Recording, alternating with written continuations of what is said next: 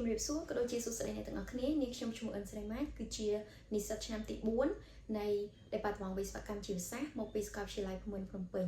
ហើយសប្តាហ៍ថ្ងៃនេះផងដែរនាងខ្ញុំក៏បាននឹងកំពុងតែធ្វើកម្មសិក្សានៅក្នុងសហគ្រាស Water Innovation Lab ដែលមានទីតាំងនៅក្នុងខេត្តកំពង់ចាមថ្ងៃនេះនាងខ្ញុំពិតជាមានសេចក្តីសប្បុរសរីករាយខ្លាំងមែនទែនដែលបានមកបង្ហាញនៅចំណាប់អារម្មណ៍របស់ខ្ញុំផ្ទាល់ទាក់ទងជាមួយនឹងការចុះកម្មសិក្សានៅទីនេះតាមរយៈការចុះកម្មសិក្សានៅទីនេះផ្ទាល់ខ្ញុំពិតជាបានរៀនសូត្រច្រើនខ្លាំងមែនទែនទាក់ទងជាមួយនឹងការត្រួតពិនិត្យទៅលើគុណភាពទឹកទាំងទឹកស្អាតក៏ដូចជាទឹកកខ្វក់ដោយខ្ញុំបានរៀនសូត្រទាក់ទងជាមួយនឹងការតេស្តទៅលើ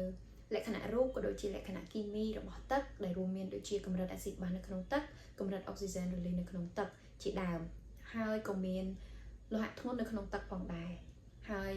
ក្នុងការសិក្សាទាំងនោះផងដែរខ្ញុំក៏បានសិក្សាទាក់ទងជាមួយនឹងមីក្រូសារពាង្គកាយដែលរស់នៅក្នុងទឹកហើយជាក់ស្ដែងនៅក្នុងពេលសប្តាហ៍ថ្ងៃនេះខ្ញុំក៏កំពុងតែធ្វើគម្រោងបញ្ចប់ថ្នាក់បរិញ្ញាបត្ររបស់ខ្ញុំទាក់ទងជាមួយនឹងការតេស្តរោគនៅពពួកប៉ារ៉ាស៊ីតនៅក្នុងទឹកកខ្វក់ផងដែរហើយក្រៅពីការរៀនសូត្រនៅក្នុងការធ្វើពិសោធន៍ក៏ដូចជាការអនុវត្តនៅក្នុងមន្ទីរពិសោធន៍ផ្ទាល់នាងខ្ញុំក៏ទទួលបាននៅបទពិសោធន៍ដែលតាក់ទងជាមួយនឹងការចុះទៅប្រមូលភាគសំណាក់ទឹកនៅតាមទីវាលផងដែរដែលនាពេលថ្មីៗនេះនាងខ្ញុំក៏បានចូលរួមក្នុងសកម្មភាពប្រមូលភាគសំណាក់ទឹកដែលយកចេញពីទីរួមខេត្តផ្សេងៗគ្នារួមមានខេត្តមណ្ឌលគិរីរតនគិរីស្ទឹងត្រែងក៏ដូចជាព្រះវិហារហើយការប្រមូលភាគសំណាក់ទឹកនេះក៏ជាគម្រោងដែលសហគ្រាសសហការជាមួយនឹងសាស្ត្រាចារ្យមកពីសាកលវិទ្យាល័យភូមិន្ទភ្នំពេញផងដែរក្រៅពី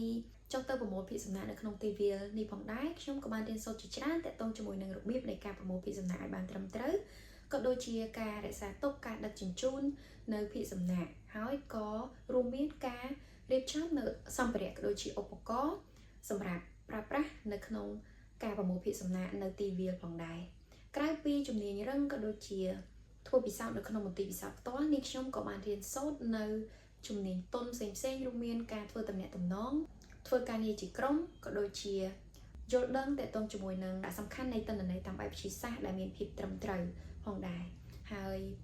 ជំនាញរឹងក៏ដូចជាជំនាញទន់ទាំងនេះហើយដែលធ្វើឲ្យខ្ញុំកាន់តែមានទំនុកចិត្តដែលជួយបង្កើនទំនួលខុសត្រូវរបស់ខ្ញុំក្នុងការ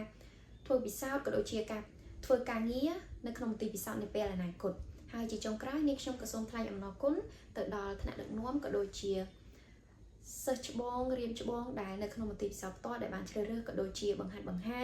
នាងខ្ញុំចាប់តាំងពីចាប់ផ្ដើមកម្មសិក្សារហូតដល់បញ្ចប់កម្មសិក្សាសូមអរគុណនិងសូមជម្រាបលា